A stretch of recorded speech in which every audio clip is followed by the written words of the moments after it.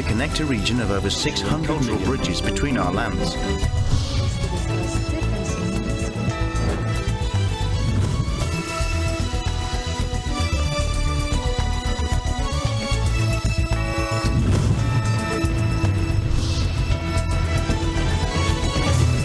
Good evening, I'm Alma Angeles, and you're watching ASEAN in Focus. On tonight's headlines.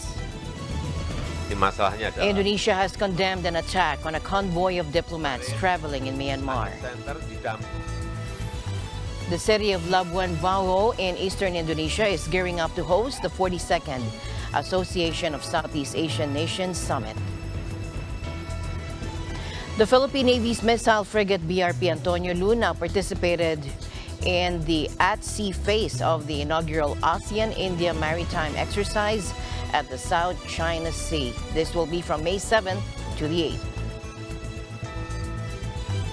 And EJ Obiena broke the record in the Southeast Asian Games men's pole vault record, notching his third straight gold medal in the 32nd Southeast Asian Games.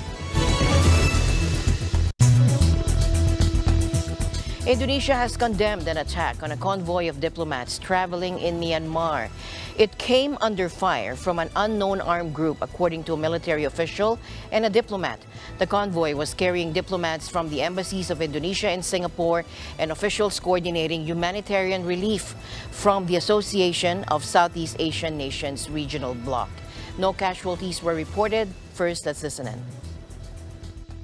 Masalahnya adalah di masalah akses. Kemarin, AHAD Center didampingi tim monitoring ASEAN akan menyerahkan bantuan kemanusiaan. Tapi sangat disayangkan di tengah perjalanan terjadi baku tembak-menembak. Now, the shooting happened days before the May 9 to 11 ASEAN Summit on the Indonesian island of Flores, where foreign ministers and leaders will continue efforts to kickstart a 5-point plan agreed with Myanmar 2 years ago after mediation attempts to end the violence failed.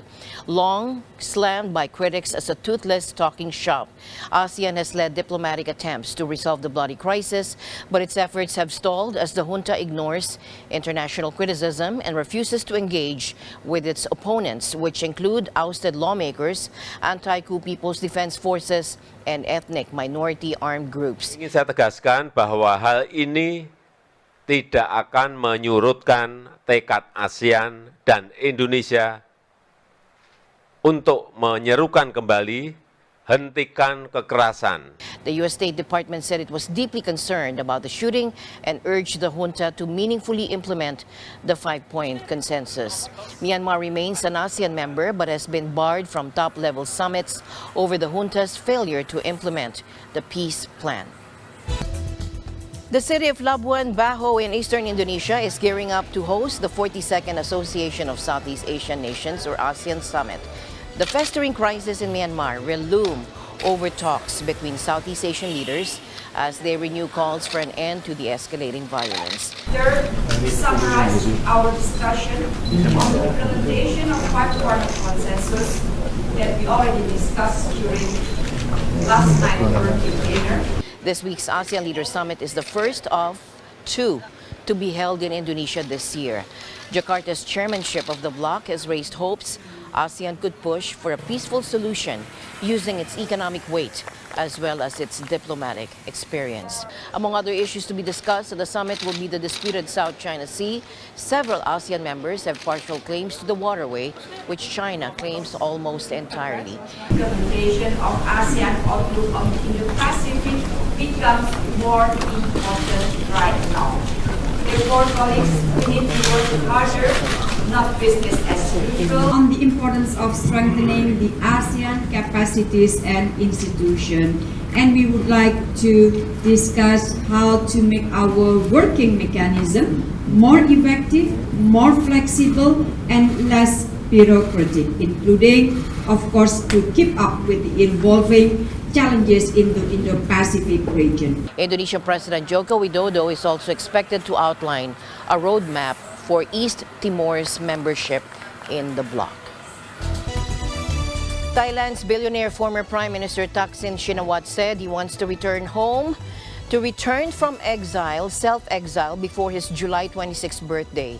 In a tweet he posted just days before a general election. Take a look. He said, "I have decided to return home to raise my grandchildren in July before my birthday," he wrote on his @ThaksinLive Twitter account. Paitongtarn gave birth to her second child, his seventh grandchild, on May 1. He said, "I've lived away from my family for almost 17 years. I'm an old man," he tweeted. The 73-year-old policeman turned telecoms tycoon, twice elected premier, but ousted by a military coup in 2006, said he was ready to face justice after spending the past 15 years outside the kingdom to avoid corruption charges he long maintained were politically motivated. The opposition Pheu Thai party, fronted by Thaksin's daughter, Paitongtarn, is ahead in most opinion polls for Sunday's vote, increasing speculation that he may finally make good on repeated promises to return to Thailand. The United States welcomed the meeting between South Korean President Yoon Suk-yeol and Japanese Prime Minister Kishida Fumio that was held over the weekend. Let's take a look.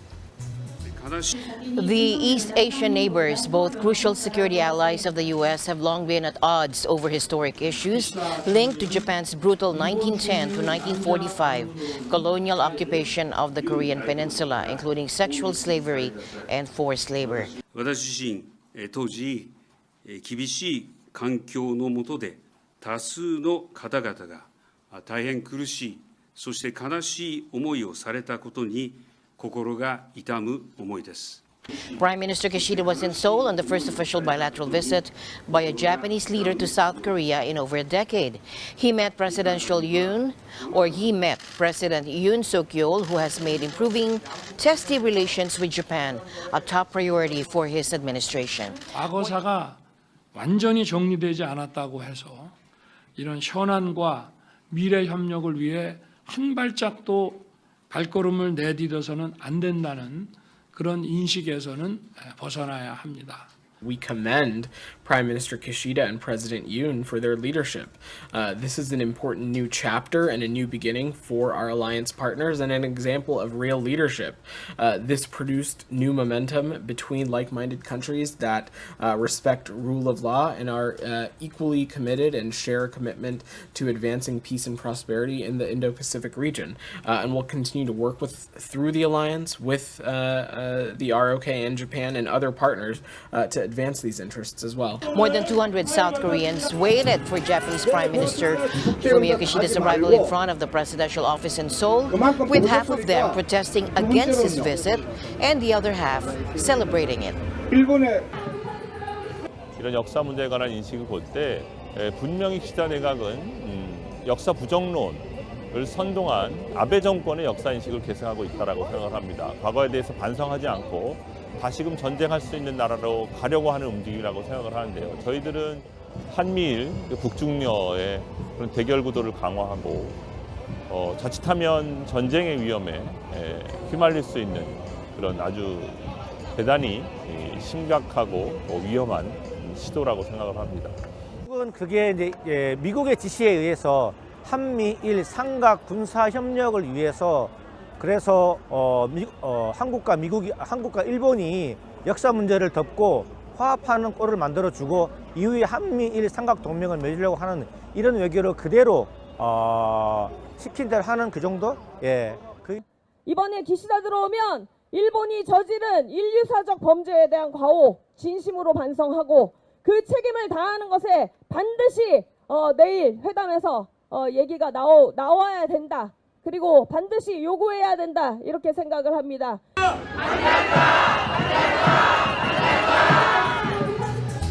The Philippine Navy's missile frigate BRP Antonio Luna participated in the at-sea phase of the inaugural ASEAN-India maritime exercise at the South China Sea from May 7th to the 8th. The participation of BRP Antonio Luna in AIME 2023 underscores the Philippine Navy's commitment to building bridges of friendship as well as promoting regional cooperation for peace and security in the ASEAN region, according to Ensign Manuel Orpilla, the Philippine Navy Public Affairs Office Chief aboard the ship. in a statement on Tuesday. Orpilla said BRP Antonio Luna left Changi Naval Base in Singapore May 5 for the exercise. This year's AIME will run from May 2nd to the 8th. The BRP Antonio Luna arrived in Singapore last May 1. Aside from the ASEAN-India Maritime Exercise, the Philippine contingent will also attend the International Maritime Defense Exhibition Asia 2023, which provides an avenue to foster engagements and showcase the latest innovations in naval technology.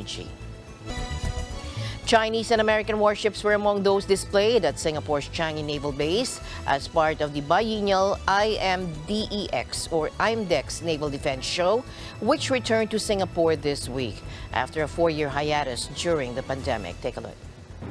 22 warships from 13 countries were on display at the naval base, while over 250 companies from around the world participated in the exhibition, according to organizers. About 10 years ago, there was a very strong interest in the growth of the naval requirement to deal with lower order threats. I'm thinking of things like piracy, for example, illegal fishing, these kind of threats to good order at sea. And that resulted in a big sort of interest in even kind of conventional defense firms that we must provide the kind of technology that will help navies cope with that sort of thing. Geoffrey Till, Professor Emeritus of Maritime Studies, King's College London, said that with the growth of power competition, the focus of attention now is how to up the scale of intensity. There's no question at all, a question of lethality. In other words, how do we actually get strike capacity in order to be able to deter, in order to fight the wars that we cannot prevent and all that sort of thing. So all of the firms have now shifted, if you like, their focus of attention up the scale of intensity. Meanwhile, others in the conference are looking forward to automation of several industries, like using robotics and artificial intelligence. Really interesting to see the autonomy revolution that's happening at the moment. I think a lot of organisations are really looking forward to automating several industries using robotics and AI algorithms. So that's been really interesting to see this week. Unmanned systems are much lower cost, and there's no risk of life when these drones are used. So I think it's an adoption that is happening at a rapid pace, and we're seeing a lot of interest in the Asia-Pacific region. A maritime security conference is also taking place on the sidelines of IMDEX, which aims to provide a platform for Navy chiefs and maritime agencies to exchange views and strengthen ties. Cambodia kicked off its first ever hosting of the Southeast Asian Games. Let's take a look.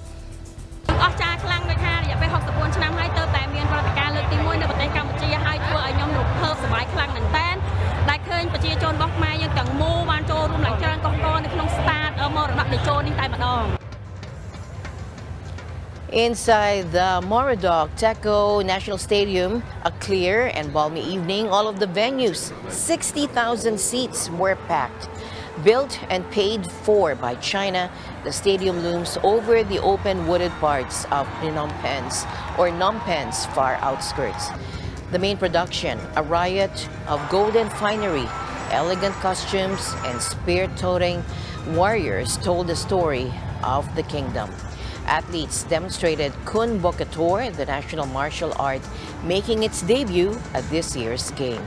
Several events of the SEA Games have already been played out, and the hosts are top of the medals table for now with 5 golds.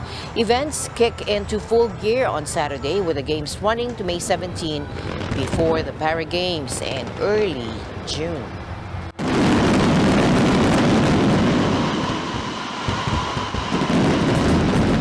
EJ Obiena broke the record in the Southeast Asian Games men's pole vault as he notched his 3rd straight gold medal in the 32nd Southeast Asian Games at the Moradok Teco Stadium here. Obiena cleared 5.85 meters to eclipse the 5.46 clearance, which he himself set in the Hanoi Games last year. Obiena's gold is the Philippines' 19th overall. Now this is on top of the 22 silvers and the 26 bronze.